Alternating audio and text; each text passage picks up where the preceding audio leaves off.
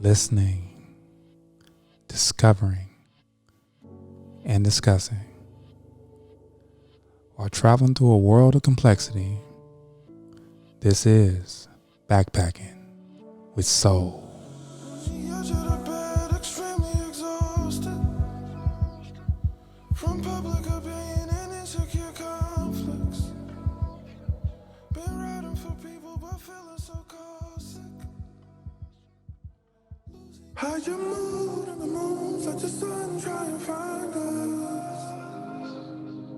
Yo, my name is Soul. This is Backpacking with Soul. Today we got an educator, innovator, mover and a shaker, baby. Founder, co-founder, photographer. She's running through these streets in LA getting y'all done, man. I call her Bev Love, but it's Bev Lindo to the show. Hello. What's up, girl? Oh, thank you for having me. Real excited. Yeah, I'm happy that you're here. I've been waiting to get you on the show and talk to you. I mean, for those that don't know who Bev is, I just want to just reiterate it for one minute here. There's a photographer, there's a person that has a tablet or a phone in their hand that's shooting around, and then there's Bev that's out there, a Renaissance woman that's coming with all this Eyeamshooter eye and fashion and bringing you into a set and just turning you out. So I'm happy to have her here so she can give some tips to everybody that's out there thinking they shooting and want to learn some more. Let's get into it, Bev. Like, where'd you grow up? I grew up in LA. Originally, I'm from Belize, as you know, and when my family and I first moved out here, we lived in Wilmington, California. Wilmington. Yeah, and after that, I think second grade, I finished my schooling in LA, second grade and up, so I've been pretty much here Right and in the streets. I think when we talk about schools, you say Wilmington, and you moved around from there. But where'd you go? Like, let's talk about like middle school, high school. What you do there? Middle school, I went to Horace Mann. Horace Mann. Horace Mann. I grew up off of 62nd and Western. There you go. And my home school for high school, I think would have been either Crenshaw or Washington, but I ended up being bussed out to Bravo Medical in East LA. And reason being, I was actually in the honors program in middle school, which helped me transition to the honors program. Well, it was a magnet, so in high school, getting accepted. Back when magnet was this, for all the sharp folk out there, you were very intellectual, you getting accepted into the magnet program in that time. We won't say what time it was, but magnet is different now. I'm still 21. What you talking about? There you go. And I'm not saying anything different. 21. Every year if we need to do it. Y'all holler at me if it's a problem. Yeah. So from there, let's talk about like a 12th grade Beverly. 12th grade. Oh man. Ooh, okay. Because you had Bravo, they got, tell us a little bit about Bravo, because there was a very interesting program at that time. I remember it having some fashion into it or some design. Or tell me about it. What was going on there at that school? What were they offering? Well, Bravo was fairly new in regards to its building structure. I think prior to it being called Bravo, it was like Lincoln Magnet, and it was affiliated and still affiliated with USC. Okay. Also General Hospital. So those of us that were interested in going into the medical field, we already had our foot in the door pretty much through USC because we were affiliated with Bravo. So that was an incentive. Obviously, if you had the right grades to go with it. Right. And also we would do some of our, I guess it's what you would call your extracurricular classes with General Hospital. So, we would wear the scrubs, walk from the campus to the hospital. We'd be assigned with different nurses and doctors towards the senior year. So it was Bravo, like medical magnet, kind yeah, of. Bravo medical magnet. Okay. So there's a 12th grade Bev out there somewhere, and she's roaming through her senior year. Uh, what does she want to be when she grows up? By 12th grade, definitely not pursuing the medical field. And I learned that in 9th grade. Actually, by my senior year, I knew I wanted to go into business. So that's actually what I majored in initially and got my degree in. I also was, weirdly enough, I was into fashion, but I think I was also discovering myself because I was always that shy girl. And it was hard for me because experiencing new school environments, I only knew myself. So I had to make new friends quickly and get acclimated. So, the fashion aspect of it, I lost some weight, I was feeling myself a little bit. And, going back to USC, I was part of USC MedCorps. Mm-hmm. I think I started that program back in middle school, but I was still affiliated with it throughout high school. And, I would find the little boutique shops, the Asian boutique shops that, with your lunch money, I could buy 2 outfits and, I felt, I was into the trends at the time. And Is that equivalent to like a thrift shop? they both, no, it was actually more like the same, kind of like swap meet type of clothing.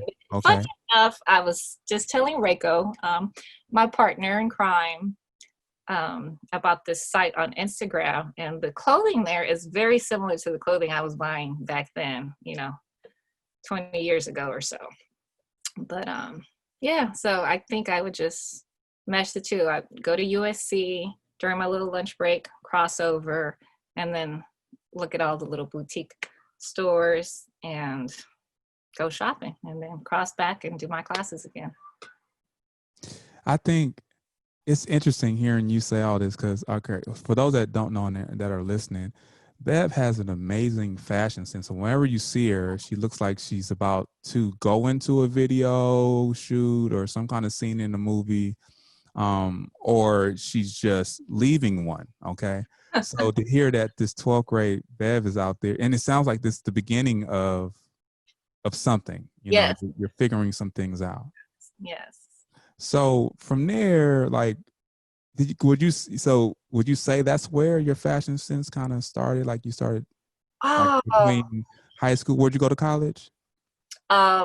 Initially I went to Northridge. That's where I got my business degree. Okay. And for education, I started with National, but I actually ended up having to wrap it up with UCLA because I had to do like a quick transfer. Okay. So of course, and for those that don't know about the college journey, it's like, okay, and then you have classes and credits that you may lose when you transfer, and all these things happen here and there. And so I'm gathering, but you're sharp woman here. So just about 4.5 years or so from high school to college. 4.5 years to get my business degree. Okay. And I think ended up getting my master's. I think I fast tracked it into, oh man, I want to say 3 years. 3 years. Okay. So two questions. So this fashion sense is developing throughout this first 4.5 years. Okay. At least for Beverly. Okay. High school level. When you ask, was there a passion for it prior? I will say my mother and my sister have always been my idols, and they have a great sense of fashion. And my mom would always say, "You're in the hanger, so the clothes don't make you. You make the clothes." So, but I think my self-esteem wasn't as high because we're different. So, for those of you that don't know, my mom is Guatemalan and my dad's side is Belizean. So I've always felt that I just look different from my Guatemalan side of the family. And, I don't know. And then I didn't grow up with my Belizean side of the family. So I just felt like, okay, I look different. You know, I don't look like anybody here. And, you know, my body type was different. I'm a lot taller than, you know, my cousins and, you know, my sister. So, you know, I just wasn't at that confidence level until probably 11th to 12th grade and started saying, hey, you know, I'm going to stop wearing baggy clothes. I would wear oversized clothes and things like that. And then trying to style my hair, that was another issue. But anyhow, moving on. I think that's interesting to highlight, because when you expand on that and so your mother is saying that basically, like, you make the clothes, huh? Like, not the hanger. And you can tell, because I mean, you're definitely out there thinking, you know, these outfits that she's coming with, you know, when you see them, like, okay, that okay, all right. and you're like, okay, I need to step my game up afterwards, you know. But I'm thinking, you know, so you do this. What was your first job in between, like, your senior year and having all these years going to school, getting the master's and getting a business degree? My first real job, like First job. No, your first job, like after high school. my The first one. first job was with WRIEKO and a few friends from high school, and we worked at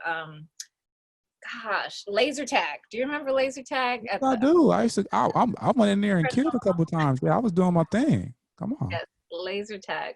And then they shut down. But that was actually our first jobs. Wow. What did you learn about yourself in that laser tag job? That I hated working. That this wasn't for me, working for other people. Which one was it? Was it the one? I know there was one in the South Bay, but they were all over. I think this was Crenshaw Mall. Crenshaw Mall. Wow. I'm sure you had some great times up there. Yeah. So interesting times. Interesting time. What was your first photography job? Wow. The first, oh man, I don't want to lie to you, but I like to say the first photography paid job. I'll start with paid and then I'll try to flash back to like non-paid. The first paid job, and WRIEKO might say, no, it wasn't, but this is what I remember. Do you remember Tommy the Clown? Yeah. Okay, so we shot a prom and Tommy the Clown, I don't know if it was her uncle or how he was related to our client that was going to prom, but that was like, you know, it was just the event itself. But you know, it was kind of cool. We're like, okay. So you got paid to shoot at an event. To shoot, yes, we got paid to shoot. So, at what point does the Eyeamshooter, like Beverly, does it spark there? Like, you know, I might want to do this, like, professionally, or just I want to see if I can get good at this. What point does it turn into something where you're like, man?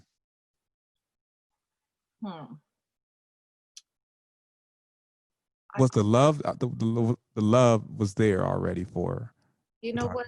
I have to say that this whole journey, we've been very blessed where we did not have to struggle a lot in getting exposure.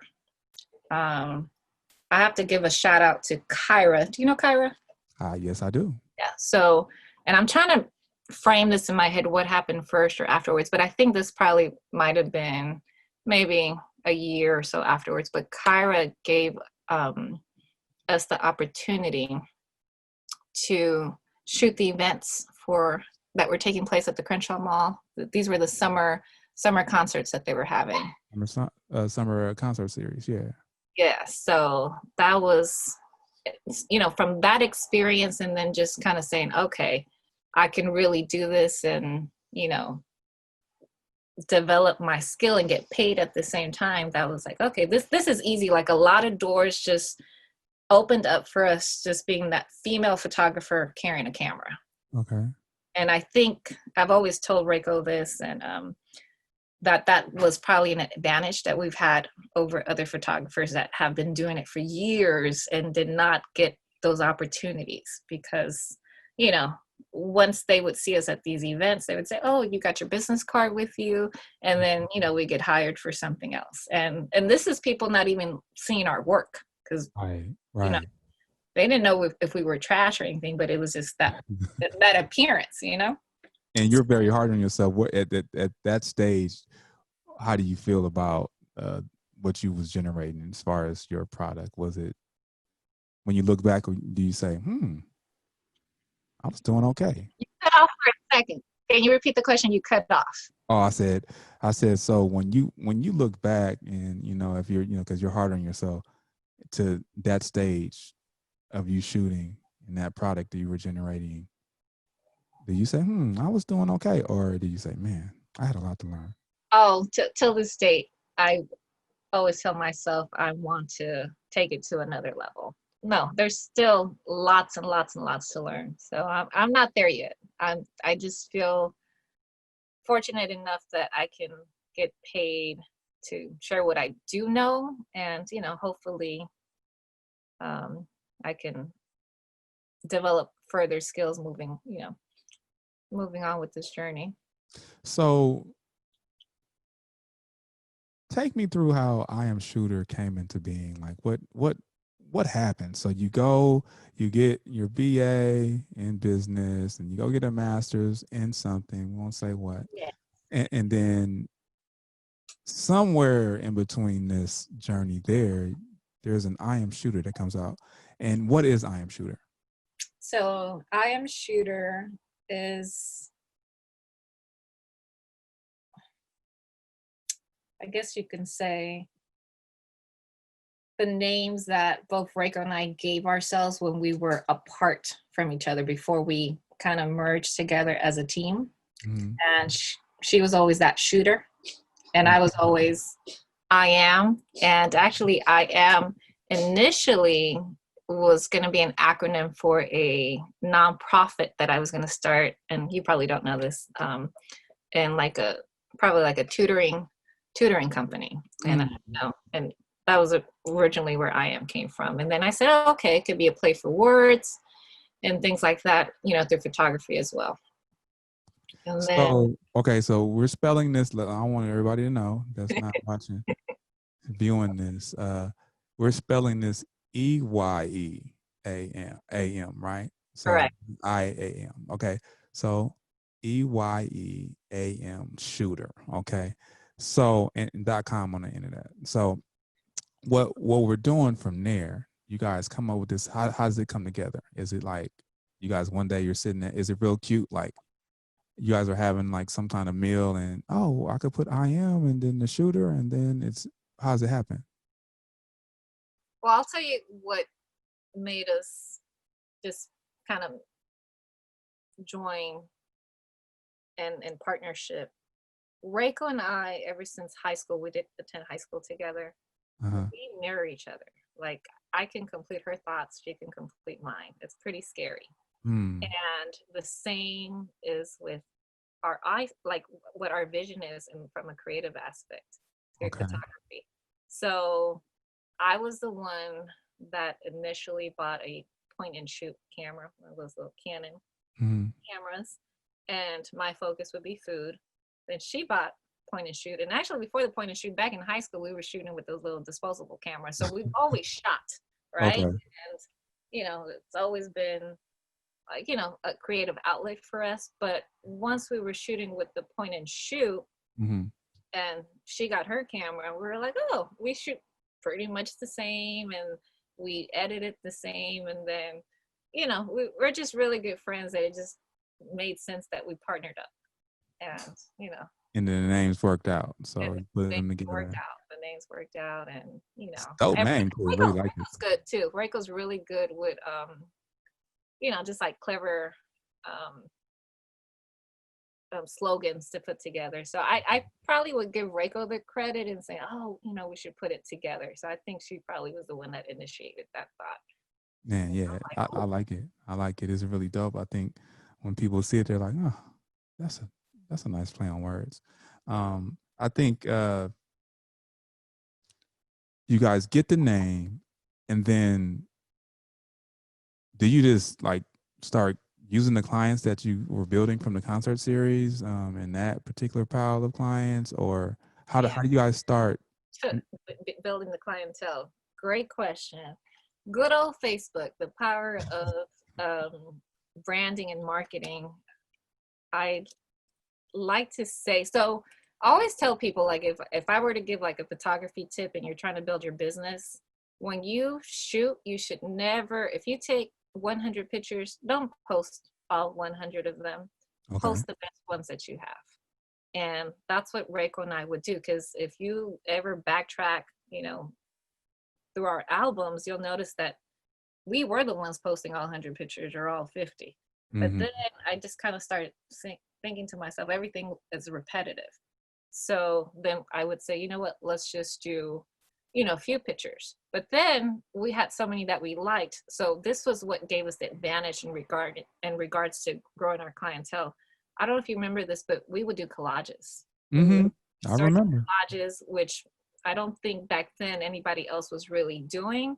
And it almost gave that appearance like that magazine type of feel. And we, you know, put some writing on there and stuff like that. So that in itself, that niche, you know, was just something different. And that's, you know, through Facebook posting, you know, you get the clientele. So let's say Tommy the Clown, we took pictures at his events. We post few on both our pages. You tag the person, and then obviously people from his crew sees the images, and then, you know, it just cycles back to, you know, people reaching out to you from the previous event. So Facebook was definitely, you know, something that kind of just brought the clients to us very easily. I know. Go ahead. I know earlier you had asked about name dropping. I'll say this: Magic Johnson came through Facebook. You know, really? Yes, Magic. Me ended up. So this was, I attended an event, an all women event. Wonderful women, and the name of the event was Fabulous 50. And, you know, I was asked to come, and, you know, like, these are like movers and shakers. And I brought my camera, and I just did what I like to do, you know, just for my own creative purpose. But when those images got shared on Facebook, there was a lady that saw a few of her friends in those images, and she inboxes me. And at the time, to be honest with you, I don't think I was really serious about making it a business, to be honest with you, at that time. Even though we had shot, you know, the prom and things like that, it wasn't like, oh, you know, we should just take off and have a game plan. There was no game plan. But when, you know, this young lady reached out to me back then, I was ready to say, oh no, because I only wanted to shoot people that I was comfortable shooting, or that WRIEKO knew. I'm an introvert, for those that don't know. I'm super shy. So, you know, I was like, you know, I didn't want to feel stressed, you know, trying to perfect something for someone. And, you know, I didn't really know what I was doing. So I got her voicemail. And when I heard who she worked for, I was like, wait a minute, Beverly. Worst case, you don't charge any money if they don't like the pictures. But, you know, I actually got called back a few times after that, you know, to shoot a few events for Magic Johnson, which was cool, you know. I think what's interesting, because when two things, you say collage. Yeah, I remember the collages, because I mean, it was something really special, and you took your time to do it. And I remember you looking through, like, you know, batches of pictures, and I'm just like, man, she's really into this, you know. And I kind of remember one amazing thing, like, because you said when we first talked to you about taking pictures, you said, but I don't know if I really want to, you know, because I don't know if I really want to take pictures of this, you know. And we were talking about kids, and I was like, no, you would be so dope, you know. And I remember you taking these pictures, and I was like, oh my gosh, she's amazing. Like, she's really bringing things to life. So, and I remember at that time you had done some stuff with Magic and his family, and I was like, okay, man, she may not know it, but she's about to start killing it. So, and then you have been I think at what point do you like say, okay, this is what I'm going to do. Like I'm doing this, and this is it's consistently me. You Oh, know. gosh, at what point?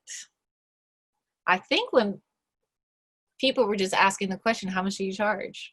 And it's kind of like, okay,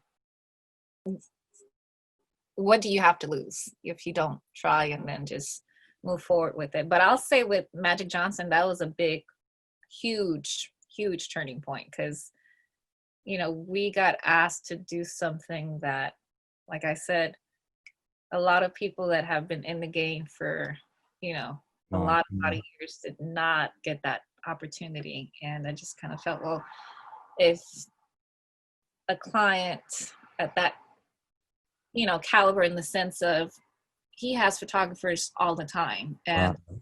it was his daughter that I had to shoot for initially for just like her prom invitation pictures, and she took a big liking to me, and you know, that's how, you know, Because of that, yeah.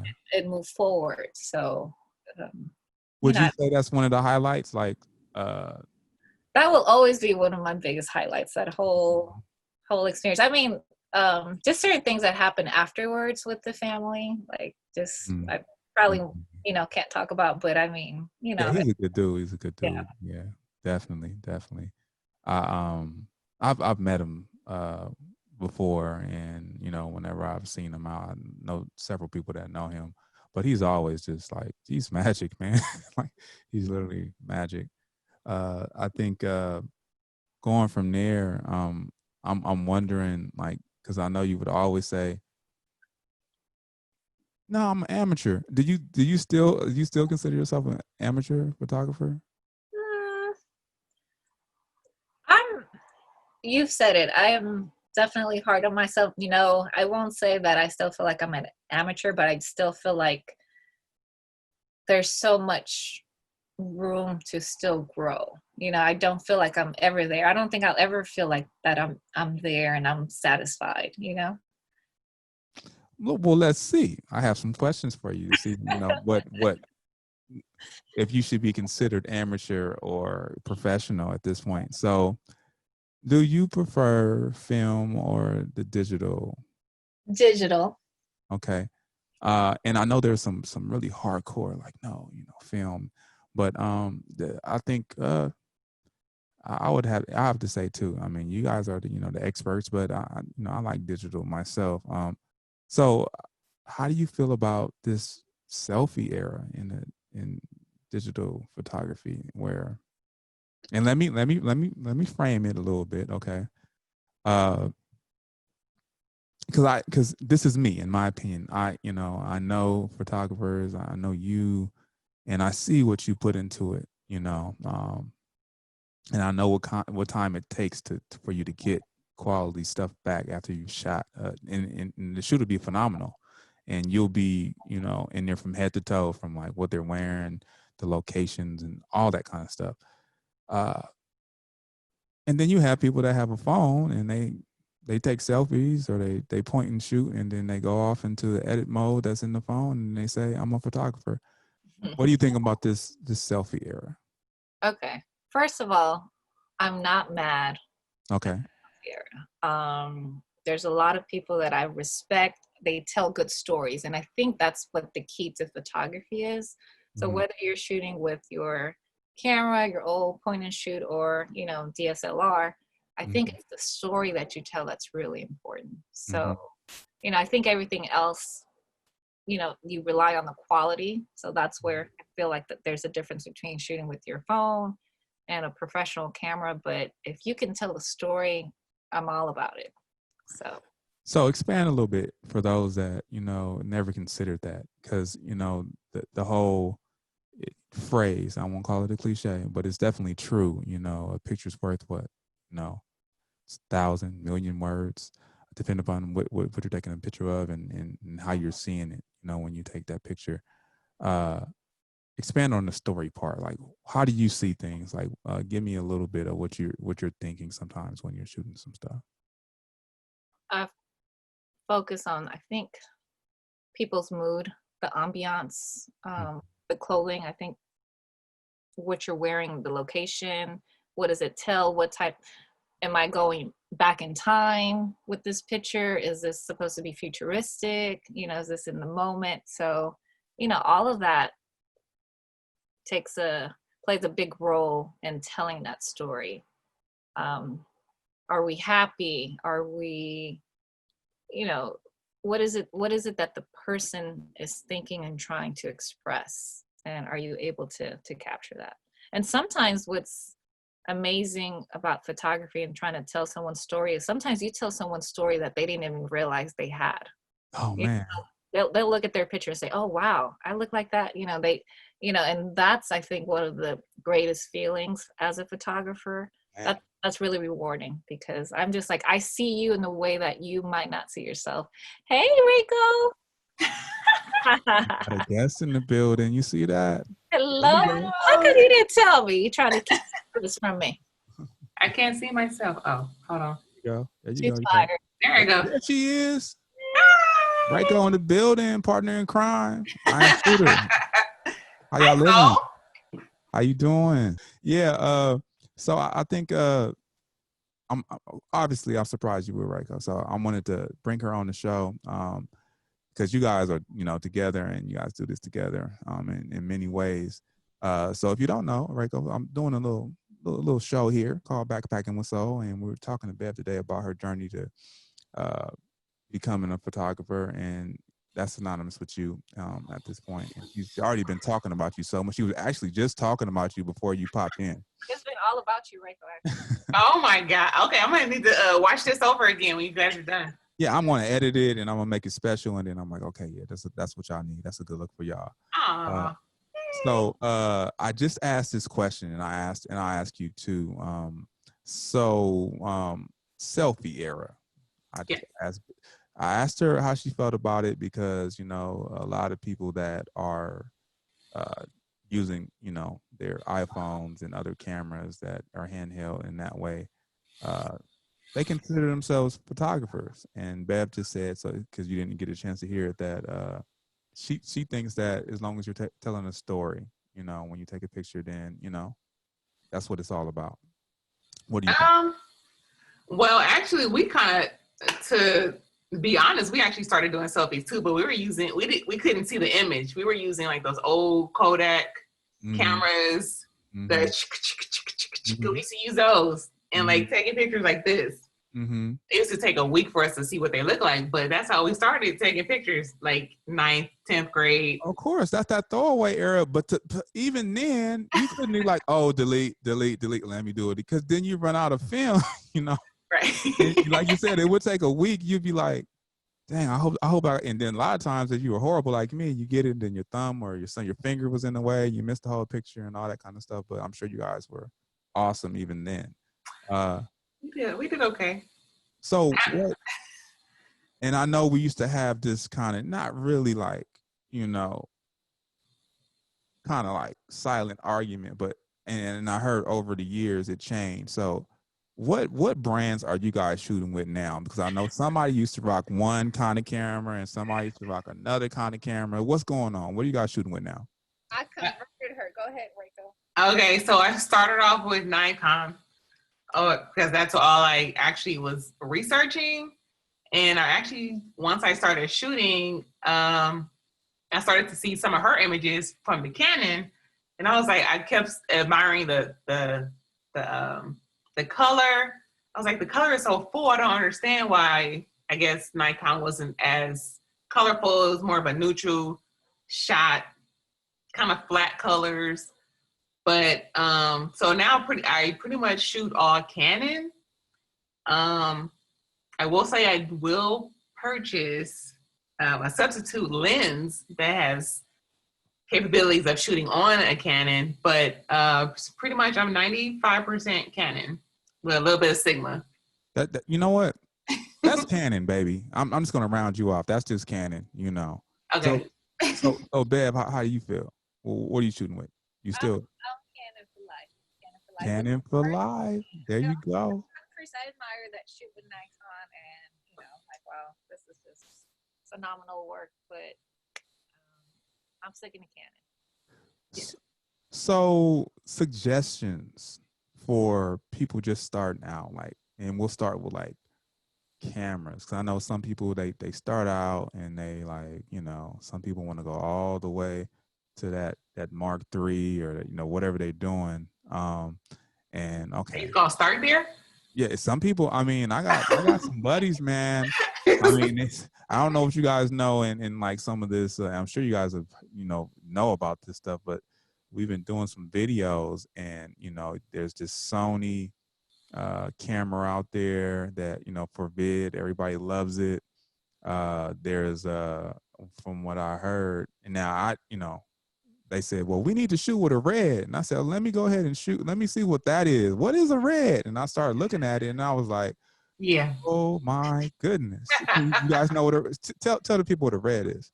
I don't know the specs on a red, but I know it's top notch. And that is the goal to meet once you're starting to shoot film and any kind of motion. And the price range, I don't know the price range, but it's yeah, I think these kids call it racks on racks bando. Bando. That's what they say. Bando. A little bit. Yeah, you got to be ready. Right. Yeah. Right. I think I looked at one and it was like $20,000 just for the red. Just hey, 20,000. So I mean, if you're feeling special, and you just red, you can do 4K red, and then and then there's something else supposed to be that's out there. So what would you guys suggest though, as far as cameras for people starting out? I always tell people, for some reason, Beverly started with this with Rebel. Oh yeah, the T1 or I always, so from that point, because I had the Nikon, then I switched to Canon, but I didn't really want to push Nikon, so my starter was the Nikon D5000D or something like that. Mm-hmm. But the Rebel always, like, she was killing it. So anytime anybody asks me about a camera to start with, I tell them to start with the Rebel because it's actually pretty low right now, and it gives you a lot of capabilities shooting wise and film also.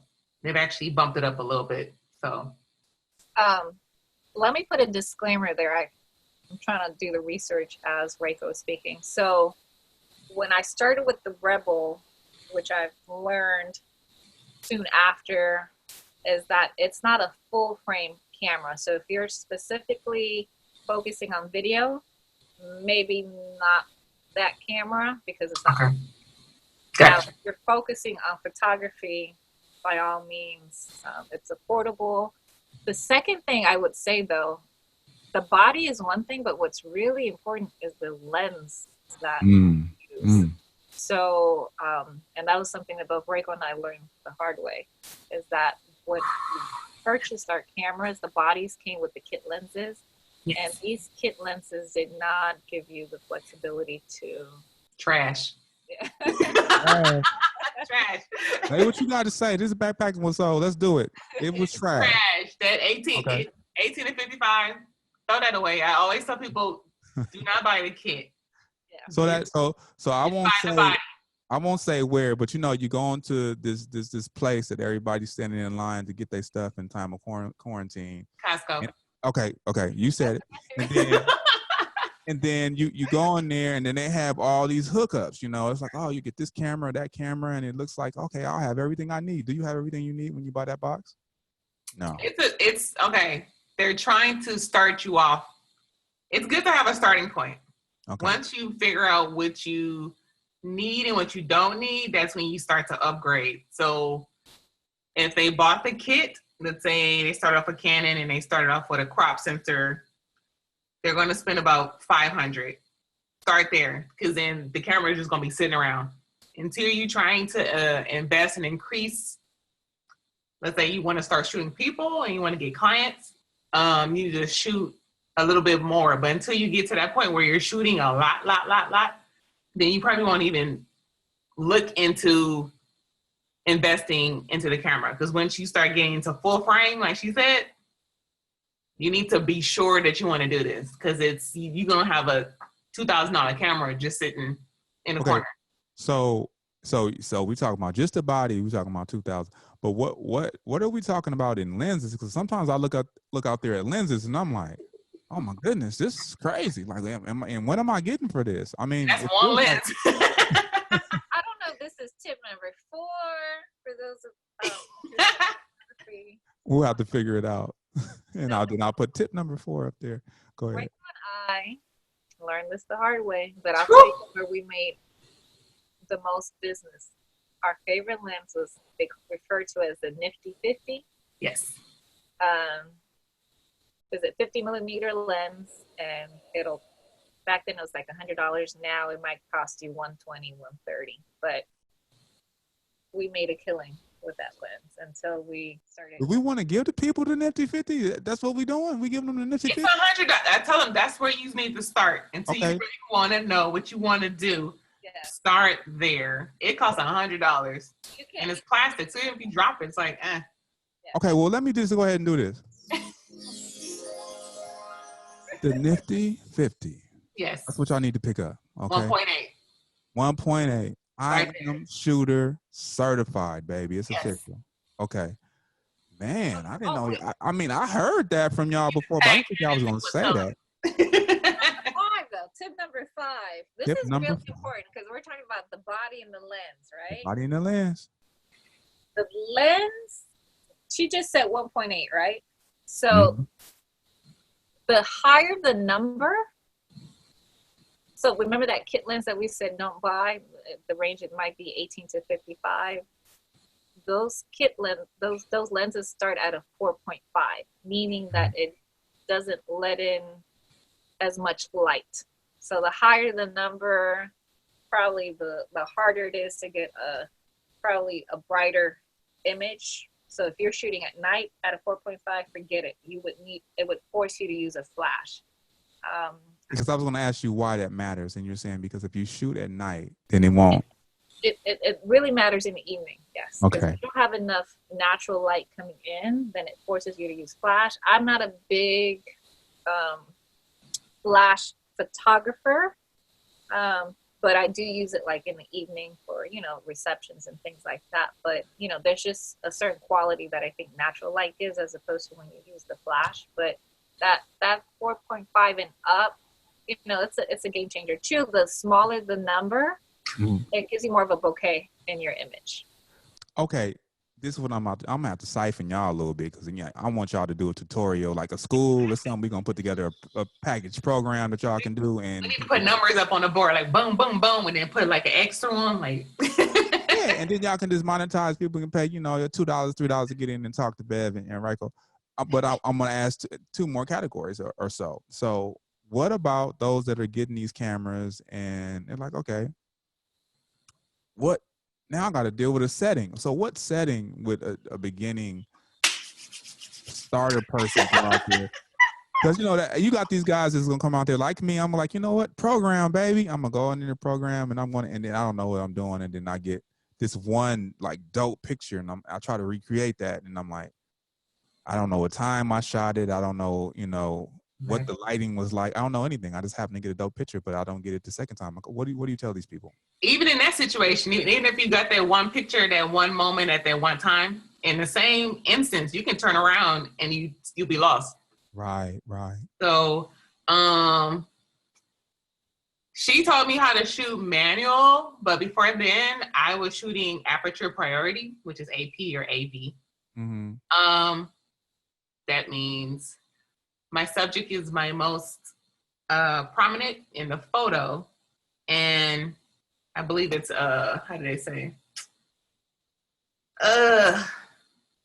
Okay, when it's aperture priority, that means the 1.8, 1.4, that's the main focus, and then the camera will adjust the shutter speed and then the ISO.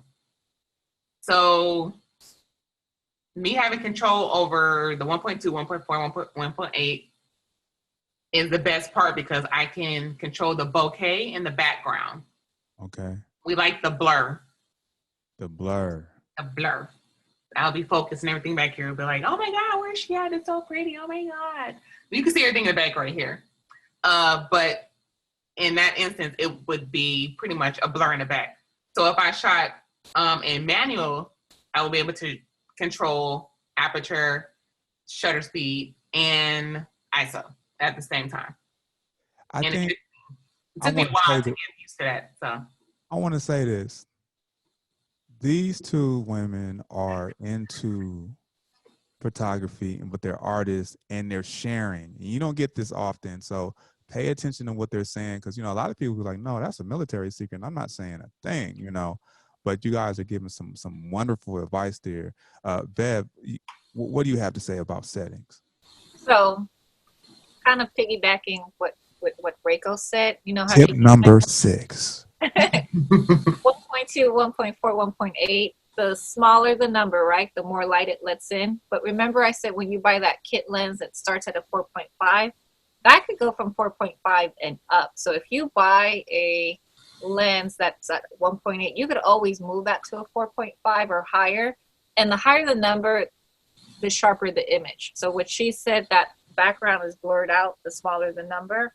So the higher the number, if you're shooting family shots, the sharper that entire image should be.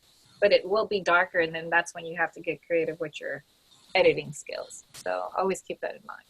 And with the wording also, when it comes to 1.2, 1.4, 1.8, they call it widen the aperture, like open up the aperture, which means this would be like a 1.2, 1.8, 1.4. I'm sure that math is off because Right. But then but we're getting there. But then like this will be like a 4.6.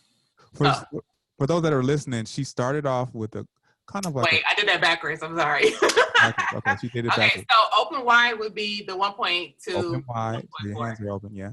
And then the larger the number gets is 4.6, 4.5, and 5.6 is less light. So it's a smaller circle. Big circle to smallest circle. Yes, less light. Less light. So it's like your eyes. Visually, you'll see it through your camera. Like your subject will see that lens opening up or decreasing. I know they like give examples online, and it's like the pupil opening all the way, right, is closing.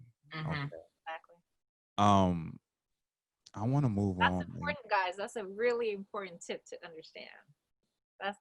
I'm mad I said it backwards, but no, we're gonna get it together.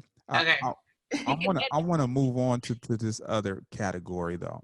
Okay. And it's a little bit intimate. Okay. So location, a shooter's location. Okay. Why is this, for those that don't get it, like why is this problematic for a lot of photographers? Because you see people, you'll see like this amazing set that's and this photographer came and they killed the whole scene, and the next thing you'll have what happened if somebody knows where they shot. A whole bunch of people show up at your location. Yeah, a whole lot of people showing up at this same location. Why is that problematic for photographers like yourselves? It just depends. Okay, let's say I saw this shot of a castle, and I know there's not too many castles in California, so I'm assuming it's in a different state. So, I'm like, hey, I'm from California, where's this castle at? They throw out the most random name, but no real true location. And it's like, it's not like I'm going to show up. I mean, I just want to know where it was at. Right. But sometimes once somebody knows where a location is, you will have more photographers there. So if it's a hidden gem, you kind of want to have the monopoly on that, kind of say. Until you're done with it, or just, of course, until other people discover it, right? Not forever. Yeah, because then everybody will be there. And I mean, I don't mind sharing. I'll just tell people. But sometimes we do have this one location. Yeah. We don't really tell people because number one is not safe to just be walking around here. So sometimes it's a safety issue. Right. And you don't want to be responsible. Right. What's the longest that you guys have kept the location secret, like, and nobody is it like, years, or do you guys even pay attention to when somebody discovers where you were shooting at? I haven't seen anybody shooting in the location I'm talking about. Oh, so it's still a secret. This is like in the tuck. You gotta walk like You wouldn't, walk. yeah, you just don't randomly see it driving by. You would have to know exactly where you're going for this. And how do you, and you just like, and so unless you're shooting the people, shooting a subject, then, and they go there, and are they, you're saying it's a safety issue. So are they, how do you get them to go there and shoot? It depends on the client, I think. Like if you know these are two adults that you're shooting, then you give a disclaimer like women should wear flats or, you know, sneakers Got you. to walk down, you know, because you have to do a little bit of hiking. But if there's kids involved, then we probably wouldn't even suggest the location. So I'm going to get off into like a question that I want you guys to answer, because I feel like it goes hand in hand to what you guys are doing, and it's going to be, you know, I'll just get into it. So what does love mean to you, Bev? Like, what's your definition of love? What does love mean to me? Love means someone who can appreciate all your flaws and just loves you unconditionally. You know, so I'll tell you what made me fall in love with Gerald. Like this was it. Wow. Okay. So, you know, he knew me as a photographer, and I don't know if WRIEKO does this. I don't know if I told anybody this, but back then I would actually, you know, do a shoot, shower, and then start looking through my images, you know, on my bed, and then sometimes just fall asleep. So I'll have my camera next to me or the lens next to me or whatever. And one time I did that with Gerald, and he never said a thing. It didn't bother him. And when I woke up, I was like, oh, how come you didn't tell me to move the camera or something, right? And he's just like, oh, you know, I know you like it there. So it's just like the fact that he knows that this is my passion, and, you know, it's almost like my comfort. He was like, you know, this is what you love. I love it too. So, you know. For those that don't know, Gerald is who? Gerald is my fiance. Okay, there you go. Fiance. Have you seen my fiance? Oh, you got to say it. You got to say it with passion, you know. So, and WRIEKO, what about you? I don't have that radio voice you have going on right now. You got the mic. And Don't you I know worry we got about the this whole radio setup. voice, baby. I got this. I got this covered, you know. I'm sitting at my desk like I ain't got nothing going on in the back, and no pillows or nothing. Hey, you know, sometimes you got to do it for the show. Do it for the show, baby. Well, so, WRIEKO, what? Tell me something about love. What you think about love? What's your definition? I don't know. I've been single for 20 years. But I mean, just in terms of like how you see it, like what is it? Like when people are out there, like she's experiencing it one way, and if you had to at some point in your life say like, okay, just the definition of it, like what is your right now at this point, this WRIEKO? Not because we can go to 12th grade. I went to 12th grade Bev earlier in the show, but at what point did you have a definition for it? And what was it? Because I know it disappeared. It had disappeared from, you know. I'll share this with you guys. I have this thing where no matter what happens, I'm still going to believe in love. So I've seen a lot of things happen to people in relationships. Things have happened to me. I've lost a lot of people.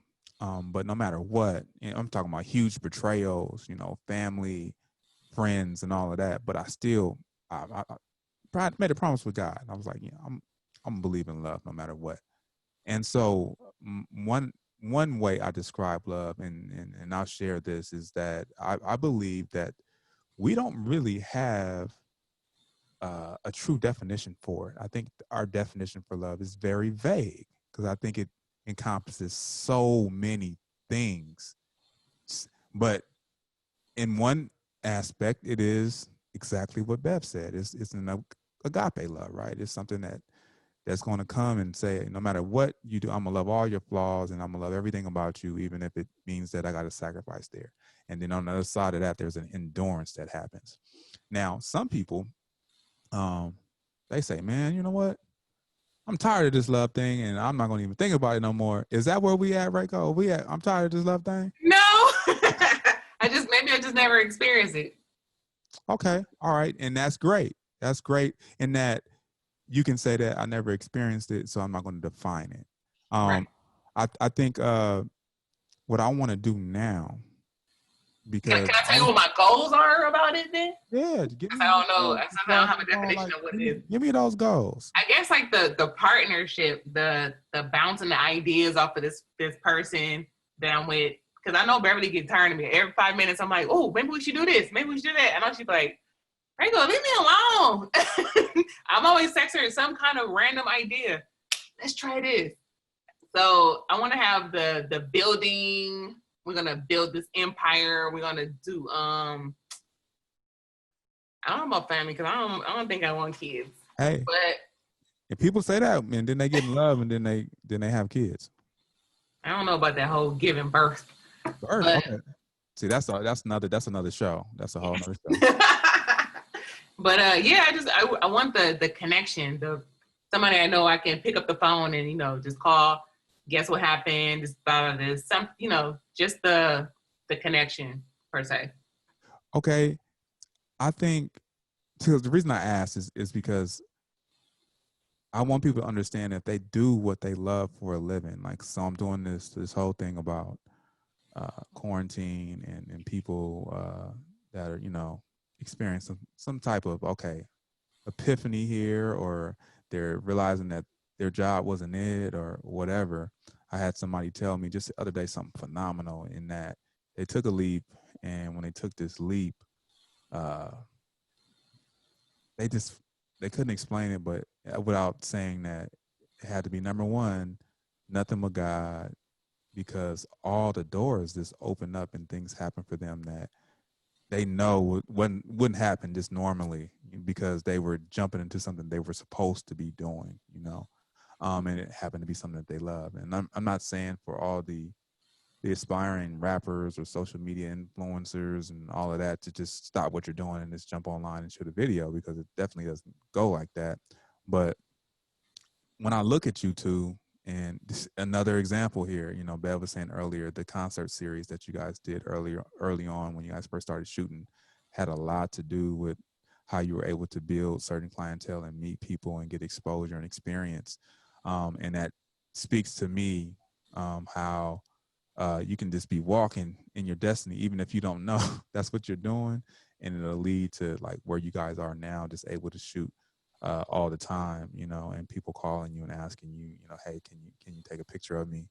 I want you guys to answer that. I kind of tiptoed around it earlier. Is this taking pictures of people thing isn't an easy process? It depends on what they want.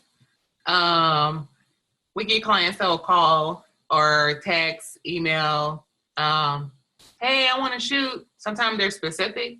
Sometimes they have no clue what they want to do. So then there's a whole back and forth, basically a consultation for a couple days before we actually finalize what we're going to shoot.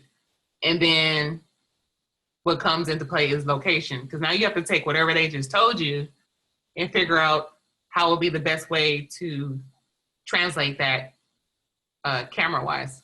Well, what's the craziest request that you guys have? But Bev, you give me one like this, because I know one of Bev's. Okay, here's one of Bev's sayings. Well, you think it's going to turn out like that, but it's not. She says that's. I'm like, okay, Bev, let's try it. No, it's not going to turn out that way. I'm like, okay. Well, what's one of the craziest requests that you've had, Bev? Craziest. To you anyway. I have to think about this one. I'll pass it over to WRIEKO for a second. Craziest? Oh, you know what? Actually, it's weird because I do want to get into portraits, but sometimes guys will be like, "Oh yeah, I want to shoot," and I'm like, "I want to shoot naked though," and I'm like, "Yeah." I knew that was coming because I can see that. I mean, okay, well, and this is the art, right? So, what would be the issue? I am not at that level to shoot studio. I'm getting there because I just bought some equipment today. I'm gonna be there pretty soon. But okay, so I've seen like the ESPN sport shoot where a couple of them were basically slightly, they were all nude, right? Dope story. So yeah, there's a lot of technical things. Like you might just see them standing there, but there's a lot going on behind the scenes. And if until I can actually figure that out, I don't want to just have somebody there looking crazy. So until I'm confident with my skills or what I know I can deliver, because the last thing I want you to do is go through 2 hours of this and you get 4 images out of that. Because I that's another thing that you guys said. Well, go ahead, Bev. I want you to go ahead and do it. Pull the trigger. Only before I forget. So I have shot someone naked before, but it's one thing to say, hey, I want to do nude photography, or someone telling you, oh, I want to get some headshots.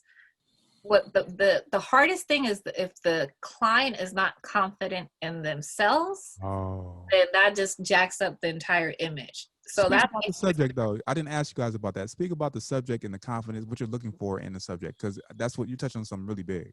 Yeah, it reads. I tell them all the time. It reads in the camera.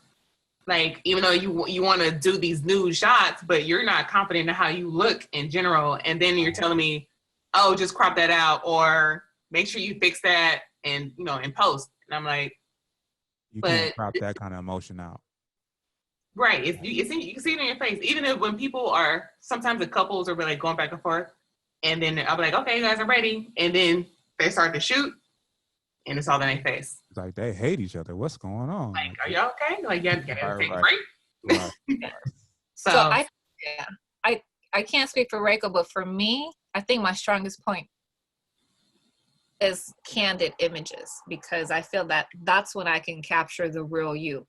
It's if you're not confident in yourself and we're trying to do a photo shoot, I can't capture the real you, because you're just hiding, and putting on this facade. You can be, what other people perceive as, probably top 10 most beautiful person in the world, but if you don't have that confidence, I kid you not, it's just trash. Yeah, it's the it factor is a real thing. I know people think that because we're living in an age where you can't really say anything about anyone, but there is a such thing as an it factor. Some people have this thing, and I think it's recently I kind of like defined it a little bit differently than people typically define it. It's like, oh, he's got it, he's or she's got it, they got it, and it's like, okay, because they can perform or they can shoot or whatever.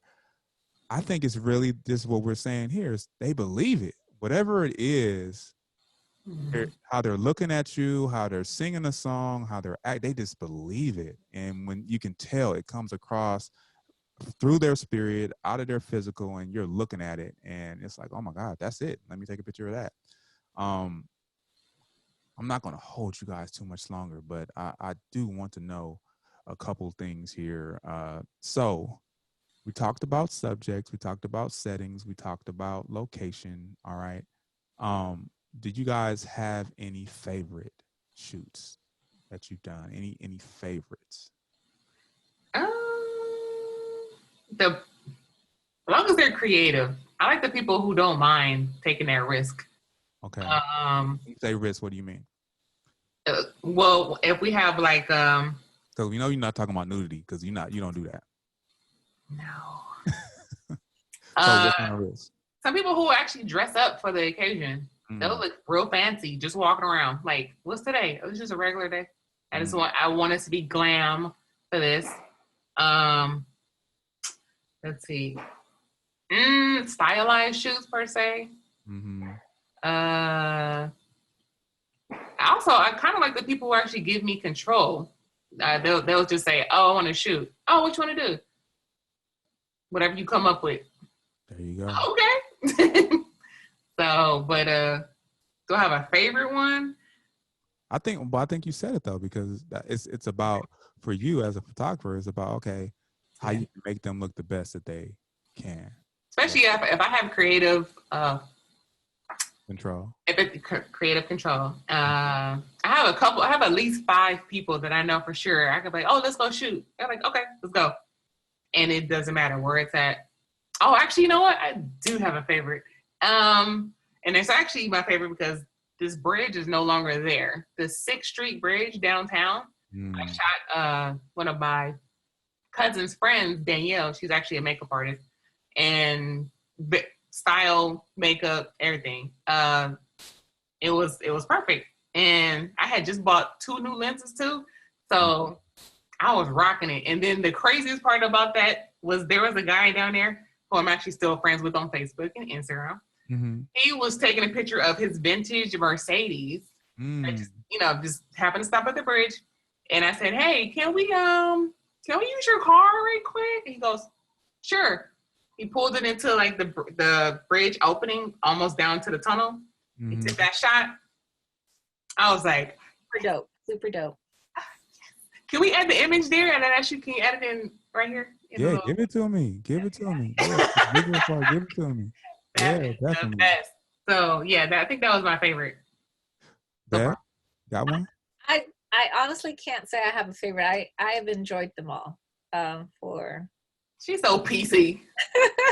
No, because I might say, oh man, this was super dope, right? Had a photo shoot, last week. I'm like, love the images. But you'll be surprised, and RIEKO does this too. She can't say she doesn't. We'll go back to old images that were shot 3-4 years ago and be like, damn, these are good, So that's why I'm like, I don't think I have a favorite because I do that all the time. And then I'm shocked at so we spent a little money on the new equipment, but then we'll go back to the old ones and we're like, we shot this with that $100 lens. This is amazing. I won't say who you were shooting in the first shoot that you guys did like with me, but I will say that this car. Yeah. Oh I remember my goodness, the way you guys made this car, I was like, wow. And the car was amazing, don't get me wrong. I was like, man, this old school Ford Mustang is looking kind of, high right now. And it was almost like the light looked like it was some smooth wax just sitting there just with lightning in the middle. And it was dope. And I don't know if that was like something you did in post, but definitely dope shoot. Didn't we shoot that at nighttime too? I did at nighttime with if I recall correctly. That was that ring light you made. No, Gerald made me that ring light. So that was the other brownie point he got. Shout out to Gerald. The ring light. Big ring light. I said he did the research. I was like, look, I mean, that's dope. He knew what he wanted back then. He was like, yeah. He put the ring on it then. That's when he put the ring on it. Yeah. So he got a lot of brownie points for that too. So ladies, I'm gonna give you 2 categories. All right, and you guys gonna answer some questions here. So this is Backpackin with Soul. I haven't asked you guys anything about music, so I'm gonna ask you something, Bev. And well, give me this. I wanted to ask you this earlier. RIEKO's the one who joined late. She got to start. I was a surprise guest, so it's supposed to be late. Okay. Okay. What I'll do is, since Bev is deferring to you, okay, to the home team, top 3 rappers, singers. Wait, singers. You do rappers? Let's do rappers. Let's go there. Let's go hip hop. Let's do what you do. In no particular order: Biggie, Jay-Z, and oh my goodness, it's a struggle. I have 5, but I can't narrow it down because I love Jada. Oh, I was listening to him today. Everything is gonna be East Coast. Everything is either from Philly. Do what you gotta do. Do what you gotta do. So Biggie, Jada, Jay-Z, Eminem. You like him? Okay. And my newest favorite after about 2010 was Big Sean, and it's only because for some reason I couldn't distinguish his voice from anybody. I was like, who is this person? All of a sudden I kept hearing it, and I was like, oh, that's Big Sean. Okay, so now it's stuck in there. I know I'm missing somebody, but oh well. It's not my job to say who you're missing. I heard what you said, and so you said Biggie off top. Then you said Jay-Z. And then there was a Jay Tanoir in there, and along with Big Sean. Okay. All right. I got you. Jada, Eminem, and Eminem. That's your 5. yes. Yeah. So, but who I work out to is Meek Mill. Yeah, because he gonna keep you hype. He gonna keep you what, and he gonna start you off. You gonna be mellow a little bit, and then he gonna throw you into the yelling. right. Yeah, I got you. I got to do it too. Okay. Bev, what you got? I definitely don't got all that. But no, but I want to hear. Can we do my musical preference? She's Caribbean. I'm all over. I want to hear all of it. I want people to be exposed to what people listen to. So what do you look? Give me. Some. I just enjoy different genres. I'm always a big Bob Marley fan. That's just always number one. Love Sade. Yeah, man. I'm a big fan of Ivy Soul right now. Ivy Soul. I love. I don't even know how to see. She put me on people. I have no clue who that is. I've heard them before. So huge like monster. You can start off with Mr. Bob Marley, and then you go to Sade, Sadie herself, and then you go there to the Ivy Soul. I have an appreciation of just different cultures, different music, different sound. I'm just like all over the place. So. I'm that guy that's just like, I'm out there and the song comes on, and I mean, from jazz to punk to alt to rock to one of the craziest times. I was in Vegas once with wifey. We out there in Vegas, and we ended up hanging with this couple. And this guy was like, he was heaven bent on having a good time. So we go ahead and we go to this. We were in this casino. I forget what hotel. I think it's the MGM. And we end up going to. They have these concerts, tucked off in the back. So it's not like a real concert, but it's like they have this band that they hired to cover, songs. And before I know it, I'm in the middle of this rock like setup concert, and this guy went and got like $10,000. He said, so gave me like, I don't know, like half of it. He was like, I was like, what you want me to do with this, man? He was like, make it rain, man. Where? I was like, where, man? He was like, on the band. So they thinking like we're not going to take it, and we partying. We're not gonna take it. Exactly, and I'm making it rain all over the show, and so yeah, man, music, it brings everybody together, it really does, definitely does. Leon Bridges, I gotta say that too. Big fan of. Oh yeah. I have a friend of mine. Man, I'm gonna come back on another show and I'm gonna say his whole name. I'm gonna get permission to say it, but yeah, I know somebody that styles him. Yeah, definitely, Leon Bridges, dope. So ladies, you guys have any shout outs? I mean, we're about to take this thing on out. I want you guys to where can they find you? Where can they find you? Webpage, Eyeamshooter.com, Instagram, Eyeamshooter, Facebook, Eyeamshooter. You gotta spell it out for him. EYE. Okay, go ahead. EYEAM. Shooter. All one word. Alloneword.com. And you got the Instagrams, you got the Facebooks, okay? As for me, I'm gonna shout out Eric Lloyd. I rocked some of his gear last show. CJ3000. Oh, Eric. Wait, that's the one. That's Slim. Okay. He got his own line, Eric Lloyd. Also rock Kings Before Slaves. I'm trying to support all the people I know and doing phenomenal things out there in fashion. And you need to get you a shirt then, because I asked for some merch. I did ask for some merch. I did. But I heard that we're going to talk about this later. You know how we got to do. We're not leaving y'all out. We'll talk to y'all about it later too, but not right now. What size are you? What size do you wear? Who, me? Right now, I'm trying to come down into a large. Okay. Right now. I mean, so I invite you both. Game time workouts, they're happening. They're Zoom, And I'll send you guys an invite so you can come out and sweat with the rest of the crew. It'll be about 10 of us in there. Just, get it in for like 30 minutes every day, 6 days a week. Okay? 6 days. 6 days. 6 days a week. It's a serious We'll reason. start out with 2. Okay, you can come in. Get your sweat on. So until next time, y'all, man, this is Backpacking with Soul. You have witnessed the ladies here.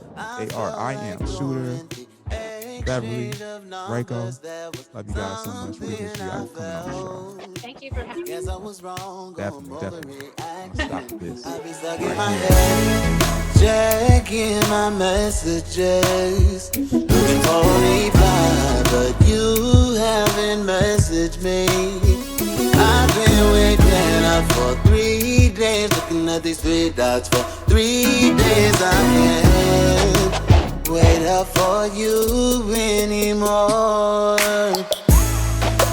Damn, I'm a fool waiting up for you. Thinking about all of the things I'm gonna say to you. I'm sitting here banging your line and you